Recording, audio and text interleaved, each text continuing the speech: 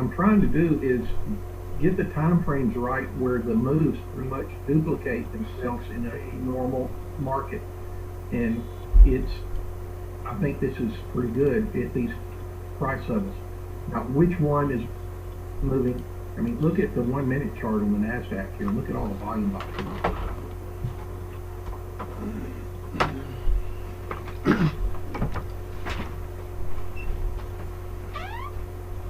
You see that much off of the 144 tick on the YM here. Here's a volume box back at 9:27 Central Time. Now, the reason, do I go short here or make them play here? No. What I'm looking for an extreme to the power bands. And the simplicity of it is once I get the move to the power bands, I then determine, do I take it? But the one thing I don't want to do is this. Let's say that I get a move up here at the power bands. I look down to see what's going on with me, and also the Bollinger Band squeeze. And off of the squeeze, I see my momentum here continuing to move to the upside. What does that do? For me, when I see that happen, that's no trade. That's part of the setup.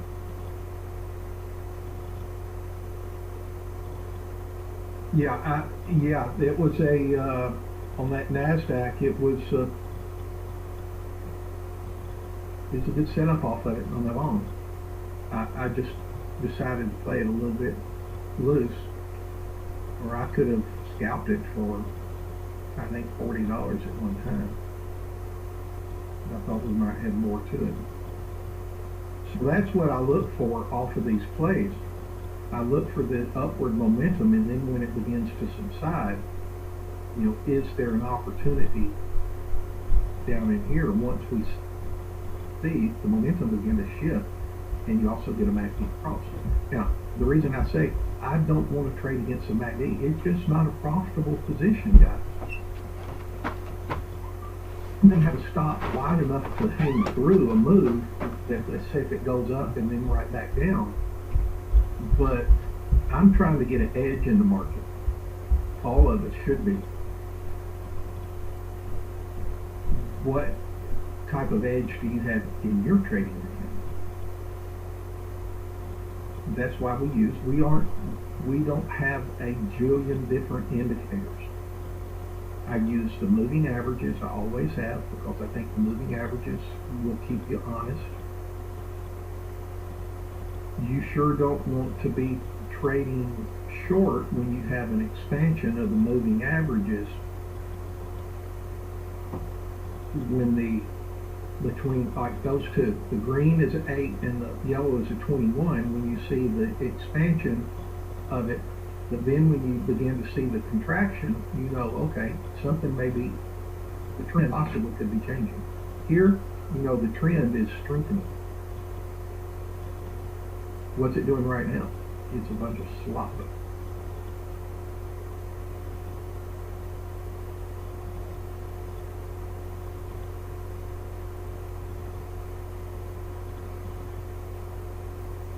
Hacking around. What's that telling us? Well, it may be an opportunity in there. And quickly, I'll touch on it. Also, the Three Sisters. I call them, and it started in the grains, because I traded the grains I started out as a institutional grain trader, mostly grain trader. What does that mean? It means I was a broker in an office back in the days when I used to deal with the commercial accounts. And I traded grain for people back when people did not have computers in their office. I started trading in 1981.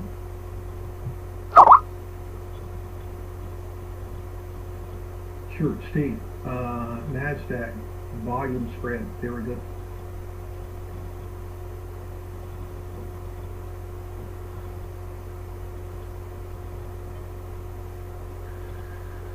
what time frame do you consider taking your trades? Do you start with the 30-minute and all the moving averages are together? Yeah. What I'll do, Nancy, in a case like that, I'll look to another great question. Nancy's asking some good questions.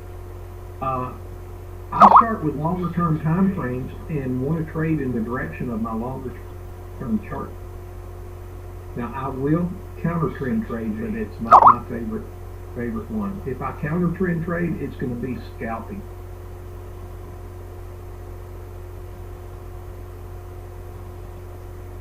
And let me show you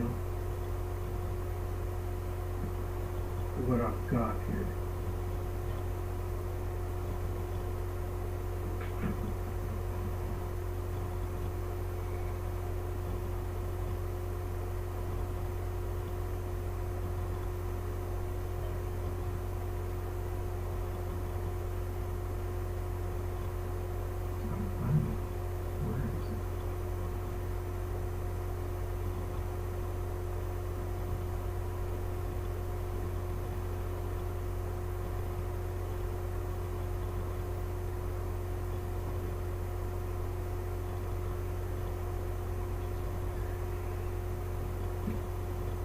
This is another monitor that I've got. Now, you may wonder, well, how you've got all of these